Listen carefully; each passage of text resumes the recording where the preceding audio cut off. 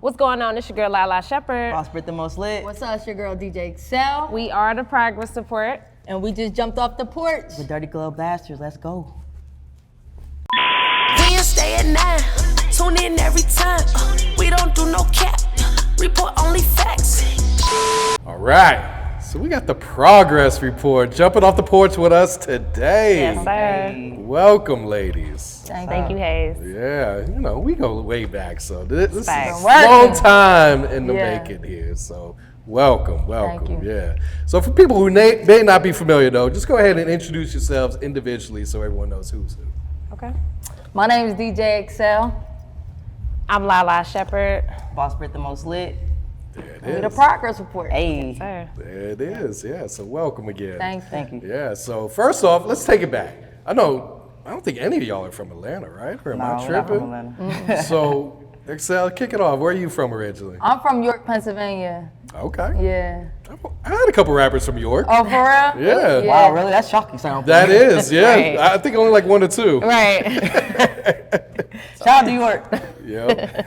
And Lalaa? Yeah, so me and Boss Britt are Wow, where y'all from? we from the same city, so we both from Cincinnati, Ohio. Yeah, Cincinnati, 513. You know who they? You might have heard the Bengals. Right. Yeah, they I'm lost on the y'all Super ass. Bowl. I'm a Dolphins fan tonight, Oh, so no, man. Come on, Hayes. someone's got to lose. And it's gonna be y'all. Who they? We can't afford another one. We can't, man. Yeah, we can afford one, but I don't want one. Right. So how'd you guys meet up? Did you guys all meet in Atlanta? Did y'all two know each other in Cincinnati?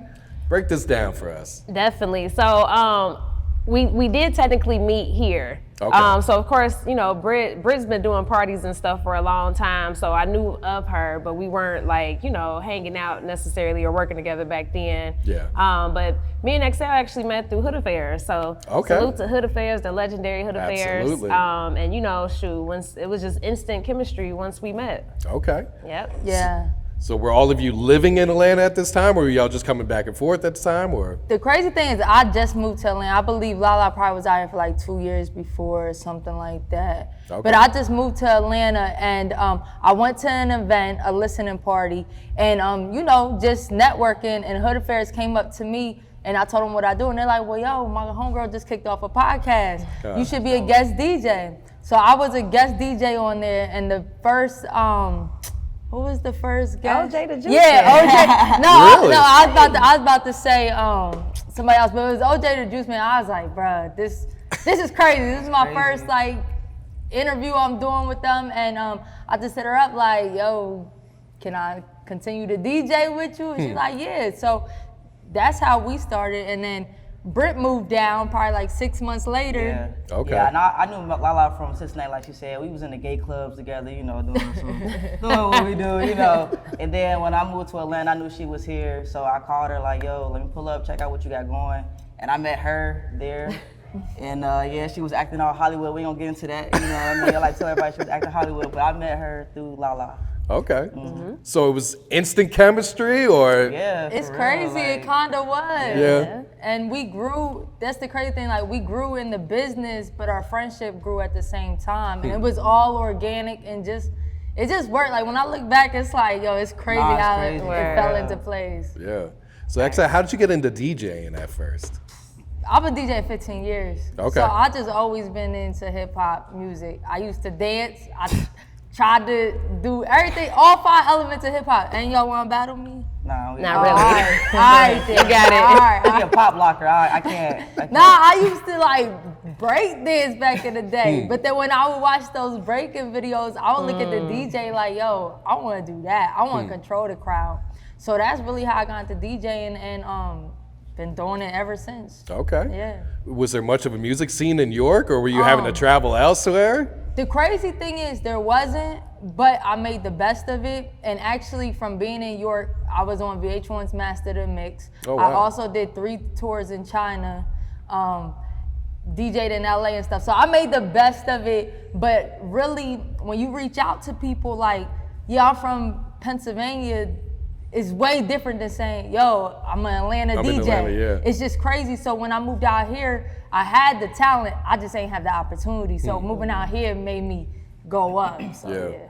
Was it a big leap of faith at the time that you moved down here, or were you ready for this?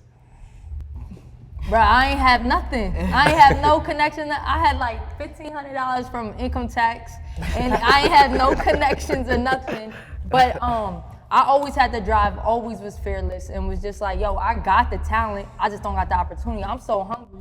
Let me just get the opportunity and it's gone. Yeah. You know what I mean? And the thing is, like, I believe in the law of attraction, and if you just put it out there, things gonna come to you, and that's crazy. Like how Hood Affairs, like just the energy put out there linked me with Lalaa that years down the road, like we still working together. So that's what I just always believe. Like I ain't second guess it or nothing. That's dope. That's hard. And being a woman DJ, what were some of the obstacles you had to face while trying to overcome that? Yo, I just need people to know I'm better than like 90% of these dudes. Stop doing that. No, Stop that's playing facts. with me. I swear to y'all.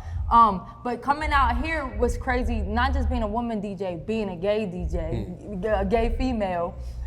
Coming from Pennsylvania, I DJ'd 95% straight stuff, right? So I came out here and they definitely tried to box me in. Really? And I hated it at first, but then I was like, hold up, is this a lane? You know what I mean? And then I was like, cool, like y'all could book me for a straight event, I'm gonna kill it, you know what I'm saying? But the gay event, I could take that over, you know what I'm saying? And that's basically, I found my lane and I was cool with it. Like first I was like, I didn't wanna be boxed in, but now it's like, yo, it's my niche, so what's up? No, that's dope. Gay as fuck now. Yeah, gay. And what do you feel like separates a good DJ from a great DJ?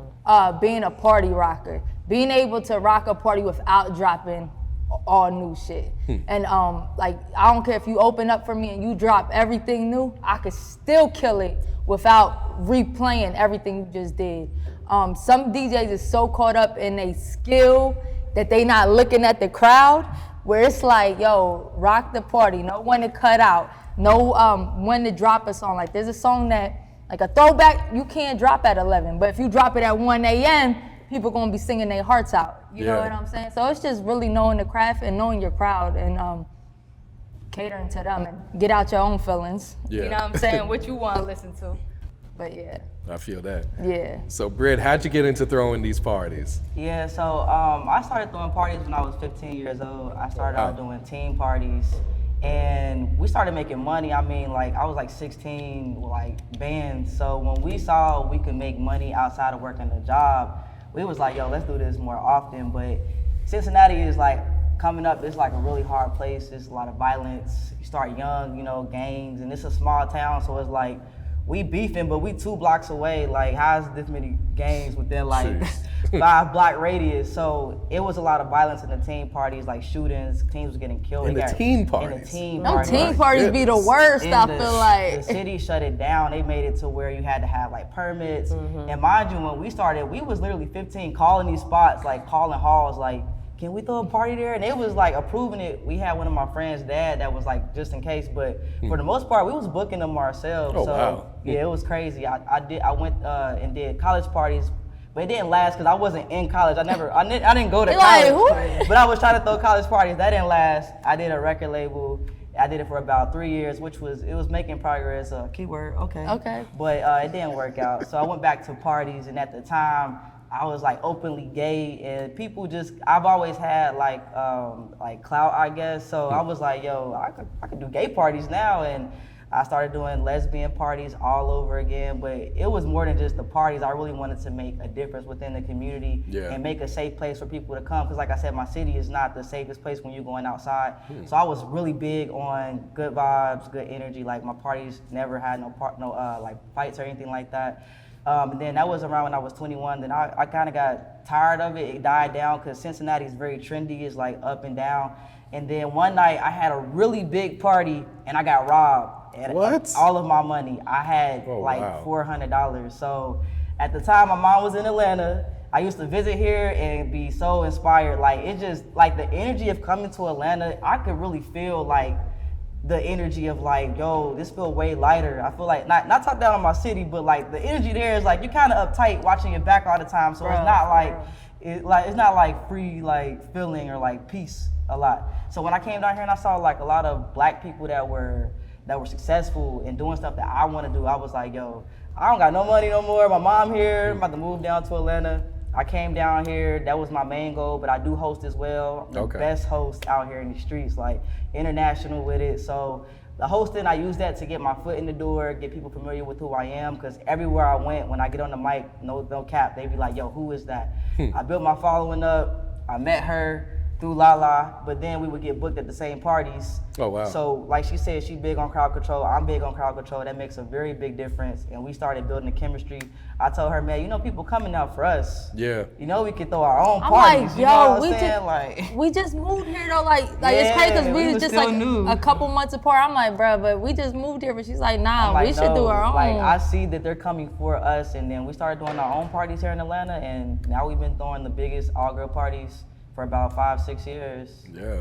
Facts. How much planning goes into one of these shows, one of these events? It's a lot that needs to go into it at all times if you're really trying to always provide new experience. Don't get too comfortable and just think people gonna come just because that's where they need to go. Like, you need to always plan your themes out and make sure you create an experience. We're big on experiences and not just like, we're here to get drunk, you know what I mean? So we're gonna hit you with a theme, we might bring you a guest you never saw. But it's a lot of planning that goes into it, especially like around the Pride, where we just had, we have 15 parties over 5 days. What? Yeah, 15. We had Whoa. Krishan Rock, we had Blueface, we had Erica Banks, we had a lot of people. So yeah, when it gets to that magnitude, it's a lot that goes into it. I could imagine, yeah. Yeah.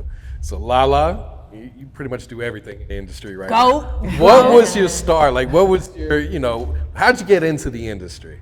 You know, like, I've always wanted to be behind the scenes. I've always been doing like music journalism things before I came down here. Like in college, I wrote for an online magazine. Even before college, I was, you know, helping out with all the local artists. You know, R.I.P. Calico, he a dope artist from the city. Okay. But you know, just helping him like get his music to the DJs, creating like bios and stuff. So I've always been doing it. I was making mixtapes in high school for people. I've always been doing something, but you know, I just, it's just like, it was really after I graduated college. I told myself like, you know, I wanted to do something that I love to do. And just, it was God telling me I needed to be in Atlanta. Like, it was just in my heart. I didn't know anybody except for my aunt. You know, I didn't know any music industry people, but it was just like a calling. I said And go to the strip clubs. That's seriously. okay, God got lit. So I'm using Twitter and social media to my advantage because, you know, just even with MySpace, I've always reached out to like big people on MySpace and they would respond back and give me advice. Like, so I'm like, well, let me utilize Twitter. So I'm reaching out to different producers. I'm like, man, I just want to work with people I actually like and, you know, just figure out ways in which I can help their careers. So then I reached out to DunDeal because, you know, he had the Gucci Man record, the Point in My Life record, and I thought that was dope, amongst hella other songs that he produced, but I'm like, you know, I feel like I can help him out just in terms of his brand visibility and do my little PR thing before I even knew what it was. And, you know, when I came to Atlanta, it didn't work out right away with me and Dun. But then, you know, a week after I came down here, I went to the strip clubs, and then I went to Strokers, matter of fact. And then somebody was just like, man, you know, after I telling him what I was trying to do, he was like, yo, you gotta talk to the DJ. So the DJ ended up being DJ Funky, the OG DJ Funky, Coalition DJs. And, you know, I'm just like, man, I'm telling him what I wanna do. He like, all right, well, shit, you know, come through the night. And we was just working together, like, really ever since. Like, every night I would pull up on him, just helping with the social media management, just, you know, just building relationships. Different industry people will come through, whether it's publicists, managers, artists, and I'm just making sure they know who I am, introducing, you know, myself, and just helping him with his social media and his brand presence and helping him get organized because he wasn't organized. And just, you know, just helping out just with everything that he needed. And was just doing that every night. Like I was driving from Douglasville to Strokers and Douglasville to Kamal's 21, Douglasville to wherever he needed me. And you know, like just if he had studio sessions, like that's how I learned the demographics of Atlanta too. So it was just a lot of learning lessons in that really early on. So yeah, that's what I did. Gotcha. Yep. So where did the idea for the progress report come from? What was the inspiration behind that? So the progress report, before all the interviews and stuff was just in my name. It was Lalaa Shepard. And you know, I'm a long-term longevity type thinker. So I'm just like, man, I don't want it to just be in my name because it's just like, is I don't, I wanted it to be bigger than just me, So I was just brainstorming one day because it's like, man, I got too many connections. By this time, I'm working with, Sunny Digital. I'm helping him with stuff. We making money together, Zaytoven, and just different people that I'm making money with and just building relationships with and stuff, people I can actually just call. And I'm like, man, I got to document this somehow. So we got to just figure out a way to make it make sense. So I'm just randomly just brainstorming names in my first own apartment. So, I'm just writing stuff down, and then a progress report, I'm like, damn, like I like that, that's hard. And then so I asked my mom, like, what you think about this? She was like, it's cool. I'm like, nah, it's hard as hell. So that's how it came about. Can't ask nobody. I know, right. She was like, it's cool. I'm like, nah, this hard. So that was it. So what is your definition of progress then? Okay. I gotta ask you that. Of course, Hayes. I mean, honestly, my definition of progress is just waking up every day and just doing what I love to do. And that to me is just, it can be from a career standpoint, from just, a personal standpoint, just waking up and just being better every day, like just trying to just do something better and learn something more and just applying that knowledge, not just learning it, but just applying it to my everyday life, and just being an overall better human being in every area and aspect of my life. So that's what progress means to me. Yeah, I love it. Sir. Ate that up. Yep. So eXeL joins, Britt joins. As far as I know, this is the first hip hop all women podcast that I'm aware of. That's crazy. That's lit. Was that kind of how you guys envisioned it, or is Yo, that like, just how it happened, or? I mean, every time we look back, it's just crazy because we all were building in the hip hop community on our own. You know what I mean? And like meeting so organically, like it just worked out. But I don't even think we really stopped in the beginning and be like, yo, we're the only girls really doing this. We're the only women really doing this. Like, we approached it like, yo, we gonna interview you like a dude gonna interview you. Like, we wasn't holding back or like being soft with it. I feel like we was on some real hip hop shit. Yeah. I think it just ended up being us like naturally, like the universe just was like, yo, this is who it's supposed to be. Because of course, we've had people around, of course, but I feel like us three was like, and it's three different aspects of the music game. You know what I mean? From her doing PR to me being a DJ, Britt even running the label, being a host, and being a promoter. Like, it's just all different aspects. It's crazy. Yeah, it's like you got every side covered. Yeah, and we often have different opinions or views on things because of how we would experience it. Because Lalaa understands the artist point of view. As a DJ, I'm like, why would Wiz talk to the DJ like that? But then she's like, going from the artist's point of view, so it's really dope. Yeah. That's true. I need to get your thoughts on this now, eXeL, because a lot of DJs were really pissed off at Wiz about this. Yeah. What I said, we talked about briefly on the progress report, is sometimes you don't know the behind the scenes things. So many times, me as a DJ, right, we'll have a guest come in.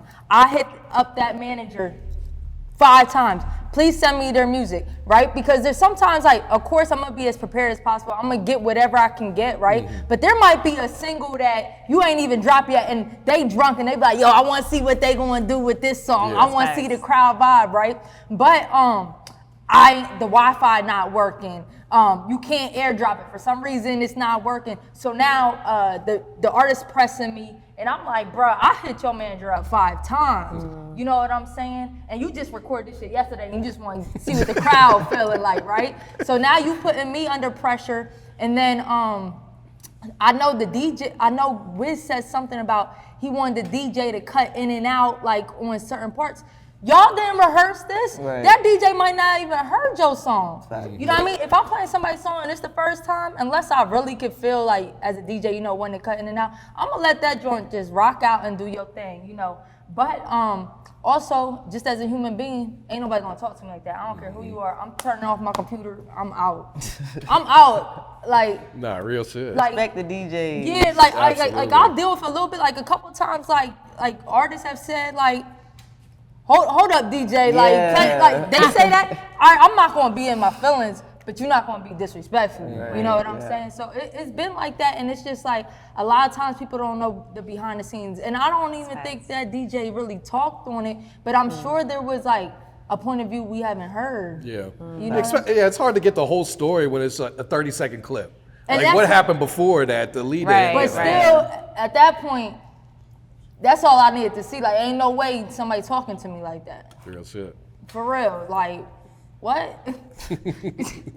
Understood. They said, man, where's Khalifa? Our DJ. I mean, that was crazy. I mean, Yeah, OG Ron C saying like, don't bring him to Houston anymore. Yeah, that's crazy. I feel like Wiz he know better. He like been I in was this game kind of for a like minute. shocked that he reacted like that.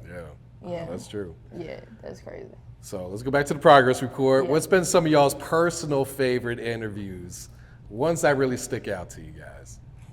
I always love interviewing Suki. Because Okay. as much as Suki is No wild. filter. Yeah, Right. as much as she's wild, you still see like she a sweetheart though. Facts, Yeah, facts. facts. And I feel like people don't see that sometimes because she's so crazy, but like you could tell like she's still a sweet ass person, but she lit and she don't got no filter. That's facts. Yeah. I mean, it would be between OJ the Juice Man because he's one of my favorite artists and such a humble dude. Like OJ, one of the realest people, not artists, but one of the realest people. Period. You know. So OJ, because he my favorite artist, and every interview he just with whatever, you know what I mean. And I fuck with OJ so much, and of course Webbie would have to be one of my others because Webbie he invited me in his home twice, you know, and just to grow up listening to him and to be able to experience those moments and treating me with respect, you know what I mean, every time, man, that means a lot. And the last person I had to say is Diamond from Crime Mob. Okay, yeah. I love Diamond. You know, she one of my favorite artists since I, you know, was coming up as a teenager. So she was super humble when we did our interview, man. And I just fuck with Diamond because she fuck with us. Yeah. I fuck with Diamond. I would have to say, I'm gonna always say Orlando Brown just because it was That thing went viral, didn't it? Yeah, like a million views, but it was just crazy to even be in his presence because this is Orlando Brown. Like what I never thought my life would lead me to being this close to this man, and he actually is very smart. Although he does like, you know, crazy shit, like he was dropping gems, and I was like, I wish more people could see him in this light because they only want to focus on when he's saying something that's kind of off the wall. I also enjoyed the Poor Minds. They were just super fun. Yeah. That was dope. Yeah, They're so they were dope. super fun. I love like fun guests where you can just kind of ask them anything. And I would also say DJ Holiday, like where I'm good from, like just hearing the tag, like I heard that my whole life. So to be in his presence again was just like I never thought my life would be like that. And he's so humble. Yeah, like, he's too he humble. was so humble, and he was just like a human being. And yeah, I appreciate his energy and him coming through our platform. Yeah. That's how I got introduced to Nicki Minaj too. I'm like, bro, do you like? You probably don't realize because as DJs or anybody in this game, like you just keep it moving on to the next project, and like he just kind of act like a little nonchalant about like, bro, you don't understand. Legend. Like, yeah. Legend. Yep. And you guys have joined the Revolt Network, so congrats for that. Thank you. Yeah, so you know, It's synced. how does it feel to be put on, you know, a bigger platform like Revolt? Yeah, I mean, I think it's a blessing. I think, you know, we've been working hard for so long and just doing what we love to do, you know, not just working hard, but really just being passionate about it too. So I think, you know, it's just dope to just get that recognition from, you know, a big conglomerate that's really about the culture and really, you know, pay attention to what we're doing. I think, you know, everything happens for a reason. It's just perfect timing. I think we've been putting in the work, so it only made sense. Absolutely. And it's still pretty new, so like we just building with the team right now, and they gonna see our work. You know what I'm saying? So We using the fuck out of that Revolt card though. I'm trying to tell you, as we should. Yeah, I want Revolt. Yeah. Nah, it's dope though. Like it's amazing. Yeah. Besides the podcast, you guys have a lot of other series. So eXeL, talk about these car rides. Okay, yeah. So I got the Blaster Tracks car rides.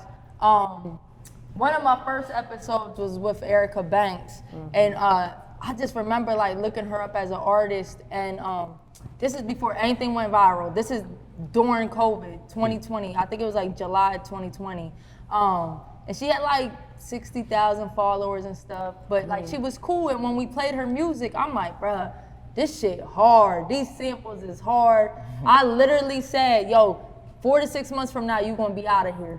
Swear to God, it was like 6 months, went viral. And I already knew it, you know what I'm saying? So the Blaster Trash car rides, basically, we drive around the city. An artist plays like their 5 top songs off their newest project for me. And I give them my input, but also people leave their input too, like when they blast or trash their music.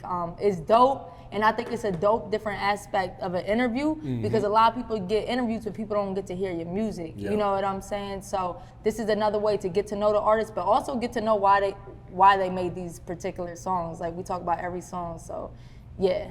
Yeah, and I feel like it's dope because usually how I consume music is in the car. Yeah. That's usually how I listen to most of my music. Right, too. and it don't gotta be like a club hit. Like we had R&B artists. Like we had Johnny Blaze in the car twerking. Shout you know out what to I'm Johnny saying? Blaze. Yeah. Like we had R&B, so it's just like a different aspect. Like as a DJ, it's not just about the club. You know, I'm gonna give you input on like this might be a strip club song or you know what I'm saying? So yeah. No, that's dope. Got to keep those up. Yeah, sure. thank you. Yeah. We got some dropping right now. Next one is gonna be with T Hood. So Okay, shout out Yeah. to Hood, man. yeah. For sure. He had me scared in that car. I'm like, bruh, I don't smoke. It's smoked out of here. But, One thing he's gonna do is bring it back, Wood. bruh, That's facts. bruh, you ain't never lie. And Lalaa, you've been going crazy with these skipping class segments. Yeah, so we got a few different things. So the skipping class, it was more so like we want to focus in on the artist how the interviews used to be, because I think when it's three of us, three different personalities, three different viewpoints. Sometimes I feel like the artist can't necessarily just get they story off, and with the skipping class is meant for the artist to only for them to get they story off and get their point across. So we started that, we launched that last year, or the beginning of this year, I think.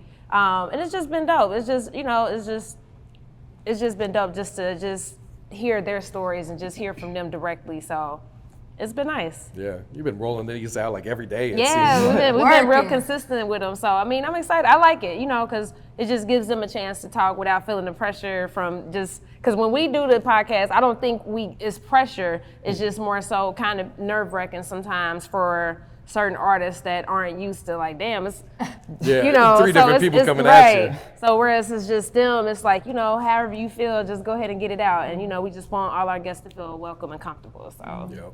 yeah. And Britt, you got weekly evaluation. Yes, sir. Yeah, so talk about that. Yeah, so that's more so us sitting down and looking at today's news and events because, it's always something going on. And I feel like us three, we're really funny in real life. So when we give our different perspectives, it's going to be a little comical. And it's going to also give people the opportunity to comment how they may feel in a situation so where we can put it out there and say, hey, how do y'all feel like about the situation? And recently we started trying to grade people to go along with the evaluation theme of it. So it's really just talking about today's news and events and occurrences, Yeah, I got you. hot topics. Yep. You guys do the Fresh Fridays every week for Bankroll. Definitely, man. We gonna keep it going too, man. Bankroll Fresh. RIP Bankroll Fresh. Bankroll was definitely. I met Hood Affairs through Bankroll Fresh. Matter of fact. Oh, really? We was at Street Exec Studio because I always liked Bankroll Fresh. I thought he was dope.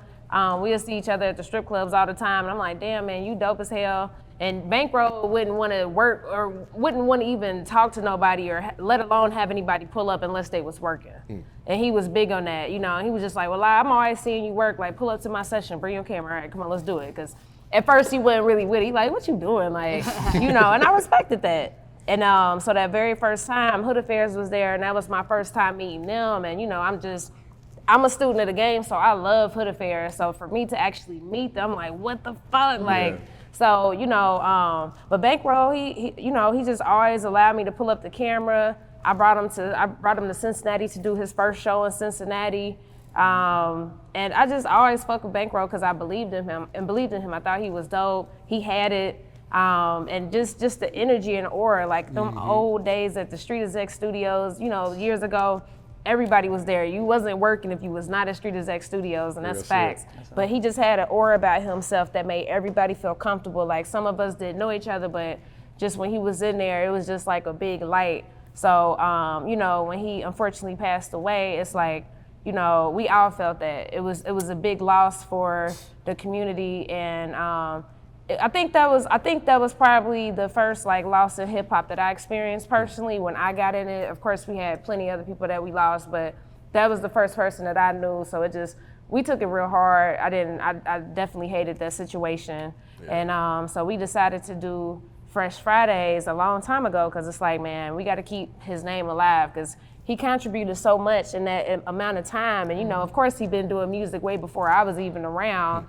So we had to figure out a way to just keep his name and legacy alive. So with Fresh Fridays, we post, shout out to 217, the producer. He gives us exclusive content to post about Bankroll Fresh. And even if we don't necessarily get the content from him, we'll just get stuff that we can find. And, you know, people appreciated us, especially on IG and Facebook. So his fan base is like still right there. And, you know, just seeing a reaction from that, like they really appreciate it. And it's just like, you know, I just feel like as a student of the game, that's what I'm supposed to do. So RIP Bankroll Fresh, and I truly appreciate him. Yeah, long live Bank. For sure. I miss him, man. He always was in such a great mood every time I see him. Always. He always had a big smile on his face. Facts, that's facts. Yeah, that's how I always remember him. Yep. You guys, a few years ago, started these female ciphers. We did. Oh yeah. Yeah, so talk about like the inspiration. I don't think anyone has done this since, or maybe they have. I don't know. Britt? Yeah. So what we on, our fourth one or third one? Fourth. Fourth one? Yeah, I'm my bad. I can't. But I just wanted. First of all, I feel like for us in general, we love supporting female artists, of course. And I used to actually do a cypher back in Cincinnati, but it was more of like a LGBT type of cypher. So when I moved down to Atlanta, of course, anything where I feel like Lalaa can be an asset to, or an idea rather, I'm gonna bring it to her because she just easy to talk to. Like you could really sell any idea. She ain't gonna shoot it down. She willing to do anything, you know, at least once. So I told her, yo, we should start doing all female cyphers. You know, that's part of our cast. You know, most of our crew from the front to the back is all female. I feel like we would do a very good job of highlighting female artists that are really out here working and really have bars, because they really be sleeping on some of our female artists. Like they ain't out here out rapping some of these dudes. So I'm like, let's come together, because we know so many dope female artists. Let's get the top ones, you know, at least once a year, put the cypher together. And yeah, that's really how that started. My favorite one is with London B, though. I'm gonna just put that out there. Yeah. Cause she snapped. And then like the BTS for it, like it took her one time. And she had on these heels where like most people would have like wanted to sit down. She stood up the whole time. It wasn't like an hour, it was like 2-3 hours we was there. Oh wow. Stood up the whole time, went up there and killed it. Like that's my favorite one right there. Yeah, Facts. Yeah, I think the ciphers are dope. I think you know, of course, if you, again, a student of the game, you pay attention and you see that it's been ciphers done, but we specifically call it cypHERs, which was, you know, DJ eXeL's idea, which was super dope. I'm like, okay, we gonna emphasize the her part of it. And then just like Britt said, just pull together these dope artists that, you know, we hand select different artists that we want to be a part of it, that we feel like, okay, well, let's see what you about. But I just think it's important because, you know, females need that extra light, and who else better to bring it to you than females, you know? So Yeah, for real. And it's the time for the ladies. Like the ladies is taking over right now. Like even on club hits, like ladies got some of the biggest club hits that's right true. now. That's true. Yeah. No, I don't think there's any denying that. I think they running the clubs kind of right now. That's wild. Killing it. That is very true. So where do you guys see the future of the progress report? I think, you know, that's a great question. I think really just making sure we connected, you know, with the people that's working hard, that's in the streets, like that really are serious about their craft. And that's always been very important. Like, you know, it's not necessarily about, you know, doing the interviews with who's popular, but who's serious and who got their own motion and their own movements, and just really continue to keeping our ear to the street. Because, you know, you got to, you know, no matter how many things you got going on, you got to keep your ear to the street. And, you know, for me personally, that's what I want to do. Just make sure I'm keeping my ear to the street. Who really working out here? Who deserves it? Like, who's hungry? Whose story needs to be told? And, you know, I think, you know, we bring just a unique perspective when we can just talk to them and just bring a different type of energy out of them. So just really continue to just talk to dope guests. We want to, you know, get into schools more too. We've done that before, just, you know, different speaking engagements, talking at high schools. So we're trying to get into the colleges now and just keep that going and just make that an ongoing thing, and just showing, you know, young people or even older people too, that it's possible just to just do what you love to do and pursue entrepreneurship in the field and the lane in which you're passionate about. So that's personally what I, you know, would love to see for the future. Absolutely, yeah. How do you guys find a balance between work and your personal A life? balance. What balance, hey? It's tough, man. It's tough. That's where I struggle at. Well, one tough. thing that is good, like kind of personal, like that we are friends, but we are also in this industry. So like things we do together for fun, low key be work things too. We can't even help it. That's Can't get away from it. We going to concerts, we networking, we doing all that. But Can't help it. yo, when you're really passionate, like it's very hard to find a balance. You just gotta find people in your life that can take the balance you give The them. uneven balance. Yeah, Right, they right. gotta be able to, somehow, make it work, because I don't know, when you passionate, like low key, you be like, I can't sleep. What's other can be people? done? Yeah, what's Yeah. other people doing? If I'm chilling, somebody else got the one up, and it's hard because it kind of sucks because we don't let ourselves chill too much. Yes, I really do have a struggle with that area. We all. I was We gonna say, all I do. think any entrepreneur really, it's a struggle, because it's like, it's not because we don't want it to be a healthy balance. It's just when you are passionate, it's just your mind is always like, man, I just love to do what I do. But I think again, just you got to figure out what's good for you, and I've gotten better with that over the years. Like even if that's just treating yourself to a little spa day or taking yourself out to dinner, stuff like that is very important. So I've personally gotten better with that. Yeah. Yeah, it's a struggle for me too, but like they said, for me personally, I love Do Not Disturb. That thing helps me out a lot, because I have bad anxiety, and like if I read something, I gotta take care of it right then and there. Like I'll stop I got ADHD and everything. Like I'll stop what I'm doing currently to handle this. So I feel like taking those breaks, just little breaks, whether it's 10 minutes, 15 minutes, is very much so necessary, and just not running myself thin and trying to do every single thing. And like you said, just picking the right things to do. Just because you're doing a lot more doesn't mean you're getting more done. So I'm trying to focus on like a smaller amount of things and giving my all. That way I can make sure that is solid. Like that's where the quality is at. So yeah, it's been a work in progress, but I feel like we all getting better. Yeah, it's like going back to being an entrepreneur. It's like you end up working 120 hours a week. It's crazy. Whatever it You is. never are done. You're Never Like done. You fall asleep, you wake up, you're right back at it. Right. No, like That's I it. literally, like when people check out, like clock out of work, like you don't got nothing to do the rest of the Like, I know there's I'm so something else I jealous. can I'm do. like, what? Right. Yeah. That's crazy. I appreciate it, and Yeah. I always said, like back at home when I said it wasn't no opportunities, I was willing to work. I just wanted the opportunities. So now that the opportunities are here, I can't be sleeping on them. facts. You know what I Very mean? true. So I fuck with that. yeah. All right. So, you guys want to give some shout outs before we wrap it up here? Definitely. Well, we got to salute Hood Affairs again for connecting the dots. Just salute to anybody that believes in us. Of course, Dirty Glove Bastard, Long Live Pooh. Yep. I think Pooh is who plugged us together, Pooh right? definitely plugged us together for sure. Just RIP to anybody that we lost, and just we just appreciate anybody that supports us, our brand, our team. Just anybody that supports us, man. It just means a lot. Yeah, straight up. Facts. Wednesday at 9, tune in every time. We don't do no cap, report only facts. Practice report, we got the news.